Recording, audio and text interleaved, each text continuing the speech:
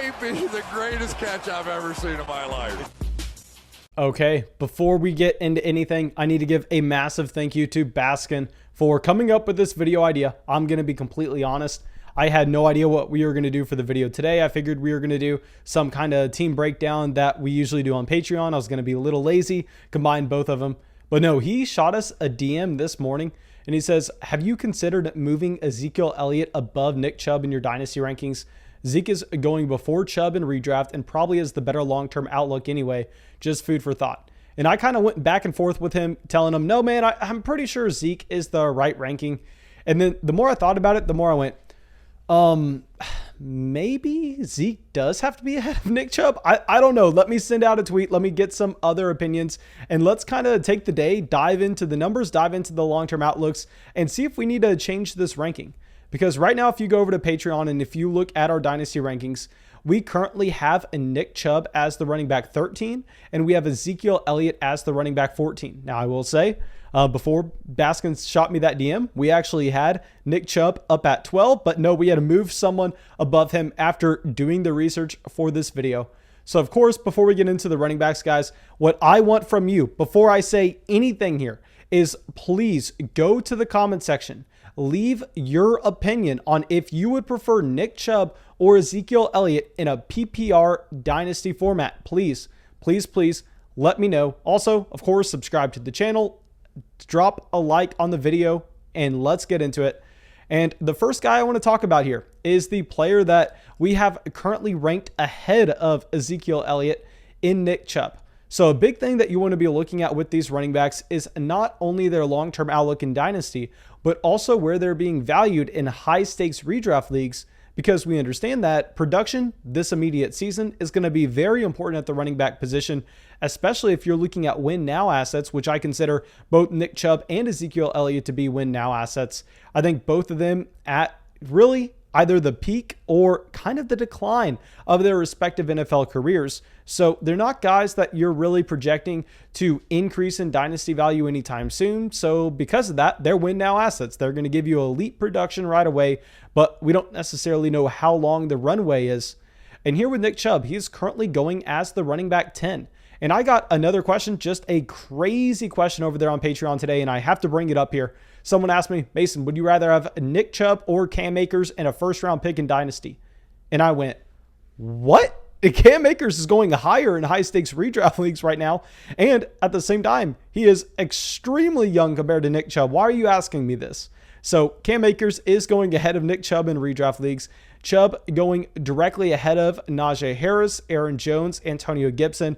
I prefer having Najee Harris or Antonio Gibson over Nick Chubb in Dynasty, just as a quick side note.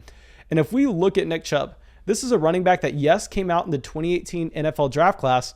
And surprisingly, he's actually already 25 and a half years old. This is one thing that I was surprised to learn, is that he's only 6 months younger than Ezekiel Elliott. Now, a big reason for this is because he suffered that disastrous knee injury at Georgia. I mean, if anybody was playing Devy fantasy football at that time, or if you were just a big college football fan, everybody remembers how elite of a running back Nick Chubb was at Georgia. And then he literally destroyed his knee to the point where a lot of people, including myself, really questioned if he was ever going to play football again. Well, he eventually came back. He eventually came back better than ever. So, of course, I mean, that story kind of wrote itself. But because he missed that time, I mean, he stayed at Georgia a little longer than what you found with these other running backs. So he's already 25 and a half years old. So really the age is about the same with Ezekiel Elliott. And if we look at the production over the past few years, I mean, Nick Chubb, his rookie season in 2018 was the running back 26 in points per game. But if you go through, if you remember that year, I mean, Carlos Hyde was splitting that almost 50-50 halfway through week 8. So that season going to be really hard to look at. Now, what's going to be very important to do is look at the past 2 years with Kareem Hunt, because I think we can all agree that they're kind of stuck together for the foreseeable future.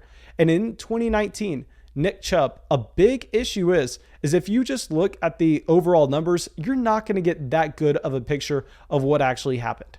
Where Nick Chubb on the season averaged 3 targets a game, which is a massive mark for Chubb, because we know that with these running backs, you really want to see at least some usage in the passing game.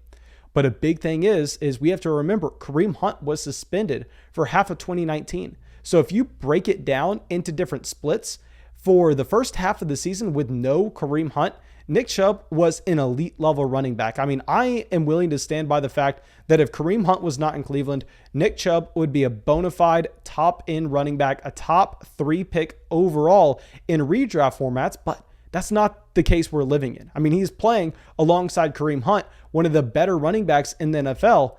And as soon as Kareem Hunt comes back into this situation in 2019, Kareem Hunt takes almost all the usage in the receiving game. He actually gets 5 targets a game. Nick Chubb collapses to 1.3 receptions a game with Kareem Hunt in town. So we really want to be looking at those splits because he went from being an elite running back in fantasy to Kareem Hunt gets here and he's a low-end running back too. Now in 2020, of course, he continues to build on this. He actually finishes as the running back 8 in points per game. And I know a lot of people are going to be looking at that and going, Mason, are you sure? Because I heard some stats that if he played the full 16, then he would have finished here. No, literally, guys, if anybody is taking a small sample and then extrapolating it out to try to show you season-long numbers, that is literally just the number one way that people try to deceive you, that people try to go, oh, crap, that's a big number there. No, that's not what matters at all. What matters is points per game. Just look at everything in a per game sense. And then it already averages out. It already shows how all the players stack up together, even if they miss some time with an injury. So here, Nick Chubb finished as the running back 8 in points per game. He had over 100 rushing yards a game, and he was incredibly efficient with it because we know he's an elite talent. And at the same time, we know that the Cleveland Browns, if not having the best offensive line in the NFL, they are right up there. They have a top 3 unit in the NFL. But a big problem is that Nick Chubb falls to 1.5 targets per game. So this is kind of capping Nick Chubb at having the ceiling of potentially walking out of a season with 25 receptions total, which if you're pinning him up against other running backs, that's going to be a massive deficit. And this is why I'm off of Nick Chubb in redraft leagues, and I'm really off of him in Dynasty. I mean, if y'all remember the beginning of the offseason, some people were drafting Nick Chubb at the end of the first, the beginning of second in startup drafts, and I was jumping up and down, screaming how bad of a draft pick that was. People were giving me the middle finger, telling me that I had no idea what the hell I was talking about. Well, his value has fallen since people were able to take a step back, understand what actual production is. So if we understand that if Nick Chubb comes out and he has a season where he just has 22 receptions, and you can compare that to another running back that possibly has 60, that's a 40-point difference. All of a sudden, that's equivalent to 400 rushing yards. And keep in mind that the player getting targets out of the backfield is also going to be adding stuff in with receiving yardage at the same time. So Nick Chubb, there are a lot of red flags here, mainly the utilization in the receiving game. And if you go to his contract, I mean, right now he is not playing under that veteran deal, but he's going to get an extension before the season starts. There is not a damn chance that Nick Chubb is playing the last year of his rookie deal. This is a running back getting an extension or he's holding out. There's no ifs, buts, or whatever about it. So you're looking at Chubb. He is just going to get this second deal. And this is why I originally have Nick Chubb ranked higher than Ezekiel Elliott in Dynasty. Because I can look at it and I can go, yeah, Zeke is definitely a better option for 2021. But with Nick Chubb, he's just about to sign this extension. We saw what Alvin Kamara, we saw what Dalvin Cook got last year in terms of their guaranteed money, really locking them up for the next 3-4 years with starting jobs. And that was massive. And I think Nick Chubb is going to be in line for the same thing. I would imagine that Nick Chubb gets guaranteed money in 2021, 2022, and 2023 at the very minimum. That would put him 28 years old before really not having much guaranteed money left on that contract. That's the fall off that we really see with all running backs in the NFL. And I think that's a strong baseline to kind of expect. But now going over to Ezekiel Elliott, I mean, there are a lot of things here that really, I mean, they kind of have me trying to change my mind.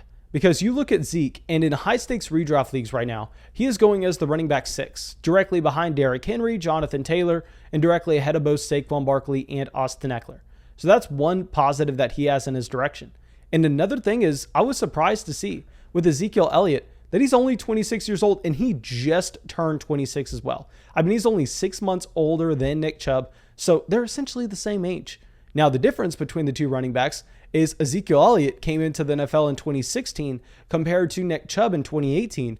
And that's what makes it feel like they are worlds apart in their age, but they're actually very comparable. And another thing here with Ezekiel Elliott is he has multiple years under his belt of production that Nick Chubb simply has never been able to come close to. I mean, you go through and you just look at it, and it doesn't matter how you cut it. Now, yes, 2020 was a very bad year, but 2020 was a year where he did not have Dak Prescott. There were a significant amount of injuries to the offensive line. So you can look at it and go, well, yeah, he finishes as the running back 16 on a points per game basis, but the volume is still there. He's still seeing 16 carries a game, almost 5 targets a game as well for those PPR formats. And we know that's already going to put him ahead of Nick Chubb and what you're expecting from a raw points total.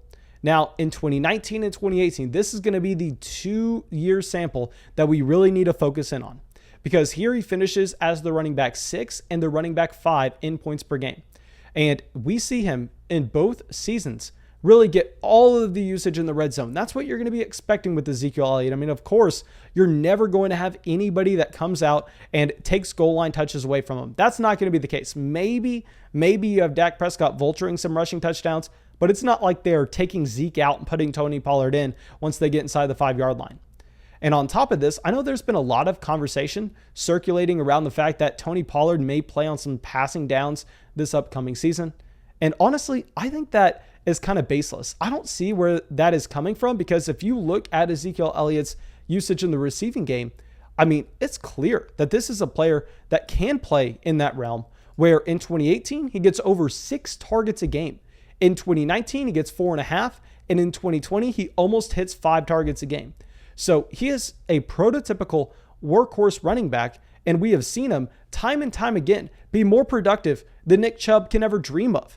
And I want to really emphasize that I am not making an argument here in trying to say that Ezekiel Elliott's a more talented running back than Nick Chubb. I think that you could sit here and you could say, based on the efficiency marks that we have, based on how they've looked on the field, Nick Chubb is a significantly better running back. But at the end of the day, we're not drafting our real life NFL teams here. We're not playing real life general manager. And this is the number one thing that I say all the time. And literally, it bugs the hell out of me, is I think so many people have an issue with trying to separate fantasy value, and literally it can't be more clear in the name. Fantasy. It's a fantasy. You are not an NFL general manager. Don't be trying to just go, this is the better player, let's draft this player. No, we have to understand opportunity. We have to understand high value touches and where they're coming from and how that's going to translate to these fake points. So don't go to the comment section and just give me an explanation of saying Nick Chubb's a more talented running back, because that can be true, and Ezekiel Elliott can be a better dynasty asset at the same time. Now, the one thing that has me changing my mind in this conversation is we have just gone through and we have laid out the argument on why we kind of like Nick Chubb more. And it's because we knew that he was going to have guaranteed money in 2021. We knew that he was going to have guaranteed money in 2022. We knew that he was going to have guaranteed money in 2023 with that contract extension that he's most likely signing. Now, of course, we don't have the numbers on this, and that can definitely change my mind if we get to it. But if we pull up the Ezekiel Elliott contract right now, I mean, my God, this is a very bad deal for the Dallas Cowboys. I want to say that just right off the bat. But it locks and loads Ezekiel Elliott into the starting lineup for your fantasy team for the next 2 years at the minimum. I mean, he has $37 million on the dead cap in 2021.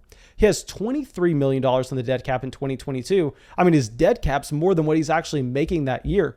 And in 2023, I know that technically they can get out from him. I don't necessarily know if they would want to, where he's getting paid $15 million and 6.7 of that is guaranteed.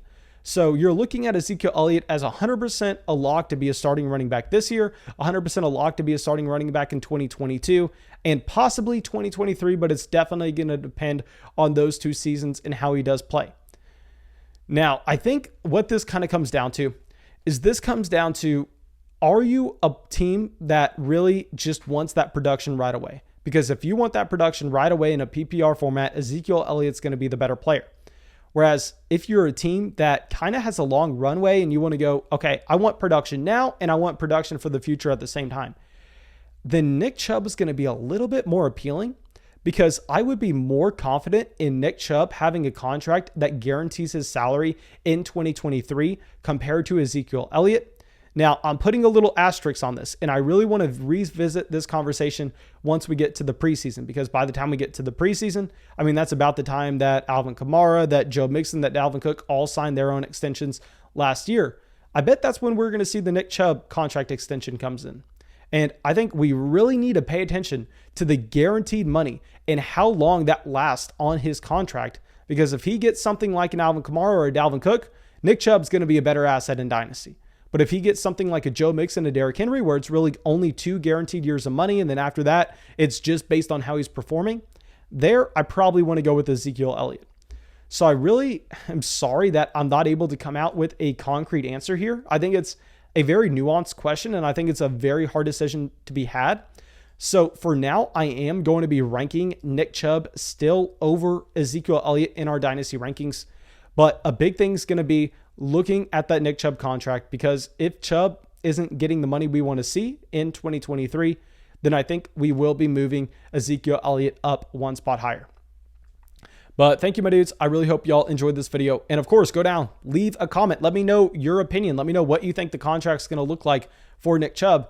And of course, go down there, drop a like, subscribe to the channel if you have not done so for whatever reason. And I'll see y'all with the video tomorrow.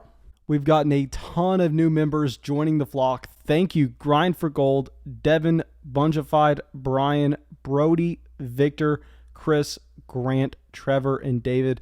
Thank you, my dudes.